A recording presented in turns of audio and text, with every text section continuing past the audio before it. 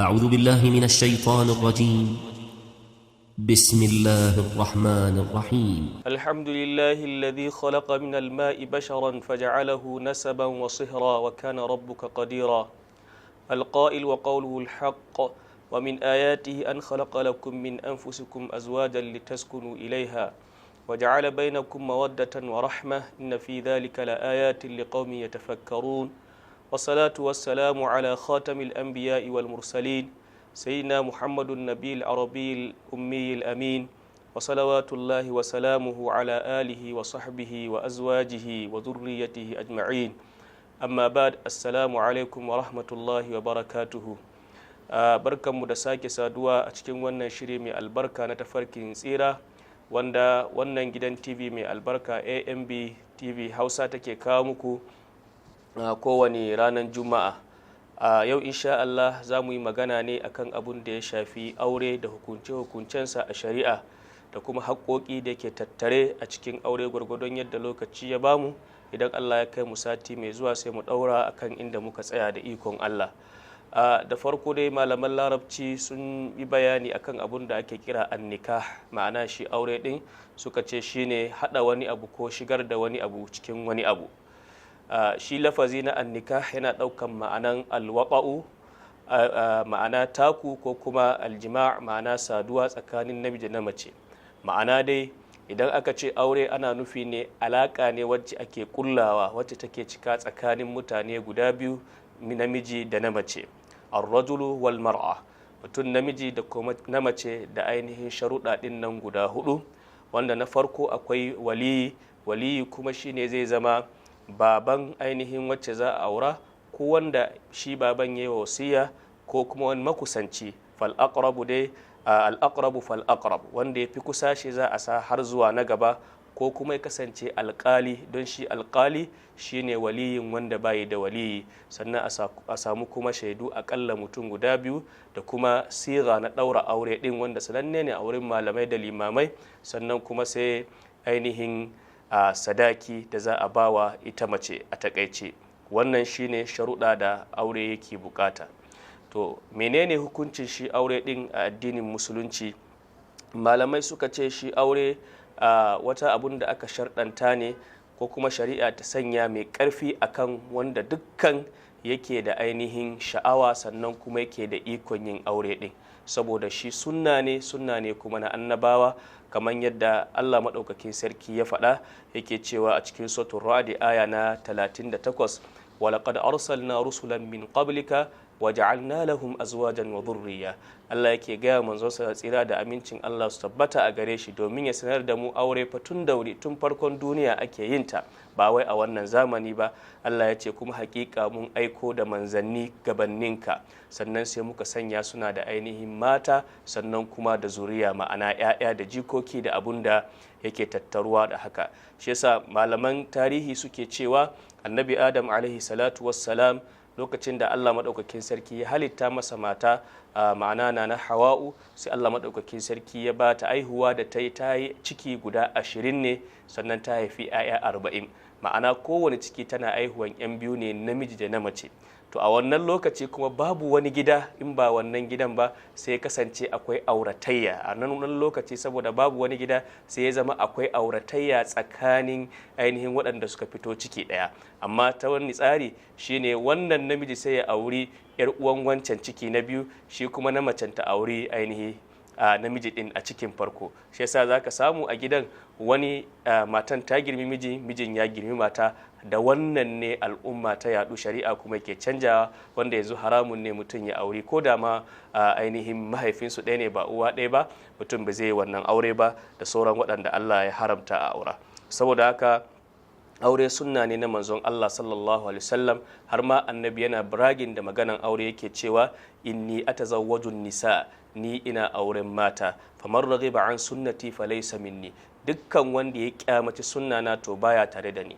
Wannan Imamul Bukhari ya kawo wannan hadisin a cikin kitabun nikah, babu targhib fi nikah, hadisi na 563. Haka Muslim ya kawo shi ma a cikin kitabun nikah, babu man istata'a minkumul ba'a falyatazawwaj, hadisi na ainihin 1401.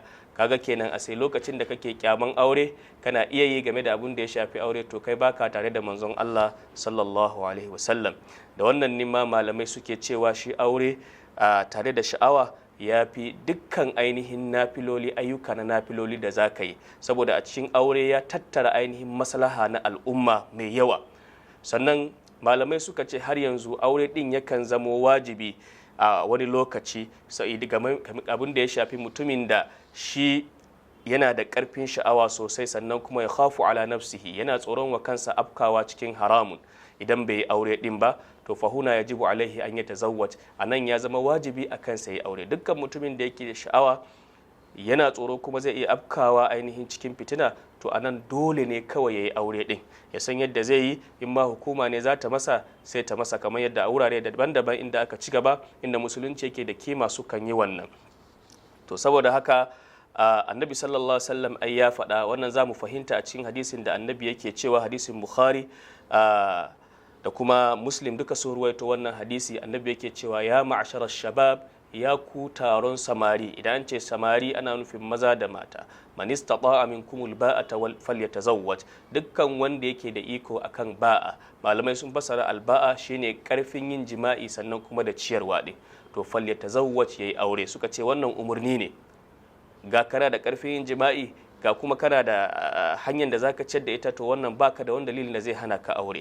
Fa innahu aghaddu lil basar, yin aure shi yafi rintsa idon mutum, bai zama yana kalle da dubin mata a waje ba. Wa ahsanu lil fard, shi ya kuma fi katange farji, kafan mutum ba zai zama yana ainihin aikata sabon Allah ba. Fa wa man lam yastati, dukkan wanda bai da ikon yin haka kuma, fa alaihi bis sawmi, na hore shi da dinga yawaita azumi. Fa inna lahu wija'un, sai azumi ya zama garkuwa a gare shi, ba zai ainihin saba wa Allah wajen yin jima'i din ba da matan da bata halatta ba. To sai mu duba wace irin kuma siffa ce, wace mace ne ya kamata mutum ya aura. Ko shakka babu addinin musulunci ya ba mu zaɓi, ya kawo mana nau'uka irin na mata da ya kamata mu aura. Ba kawai za ka tashi ne ka yi aure kawai ba saboda kai a desperate kana so ka samu mace ba, a'a, ga tsarin da addini ya kawo, an tattara su akan nau'i guda biyu. Domin samun ainihin zuriya tayyiba akan auri mace mai nau'i guda biyu. Mace tana da kyau guda biyu ne, akwai abin da ake kira aljamalul hissi, sannan kuma akwai aljamalul ma'anawi.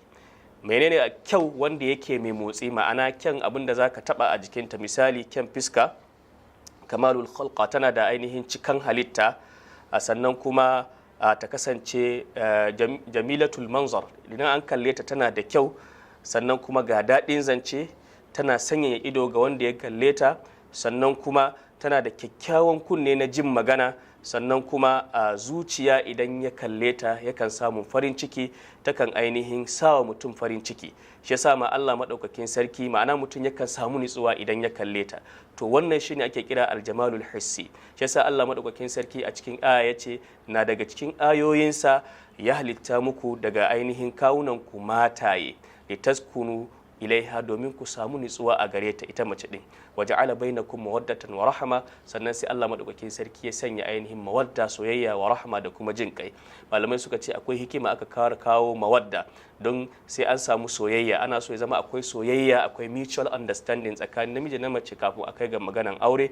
Idan an samu soyayya, to nan gaba ko da ba soyayyan din za a samu ar-rahma, jin kai, kamar yadda yake a cikin suratul Rum aya na 20 da ainihin guda 1. To sai kuma kyau na ma'ana.